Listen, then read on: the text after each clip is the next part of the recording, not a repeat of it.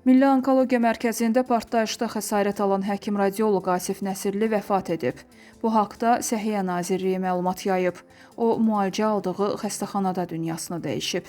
Milli Onkologiya Mərkəzinin şüa terapiya şöbəsinin həkim-radioloqu Asif Akifoğlu Nəsirlinin vəfatından dərin kədər hissi keçirdiyini bildirir, mərhumun ailəsinə və yaxınlarına dərin hüzünlə başsağlığı verir. Allah rəhmət eləsin paylaşımda deyilir. Xatırladaq ki, 1988-ci il təvəllüdlü Mübariz Əliyev qanunsuz olaraq əldə edib, saxlayaraq gəzdirdiyi partlayıcı vasitəni Milli Onkologiya Mərkəzinin radiologiya şöbəsində partladıb. Hadisə nəticəsində Mübariz Əliyev vəfat edib, həkim Asif Nəsirli isə ağır xəsarət almışdı.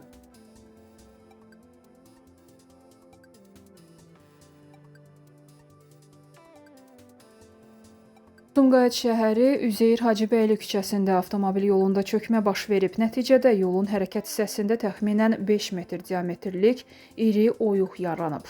Çökməyə səbəb kimi kanalizasiya xəttində qəzanın baş verməsi göstərilir.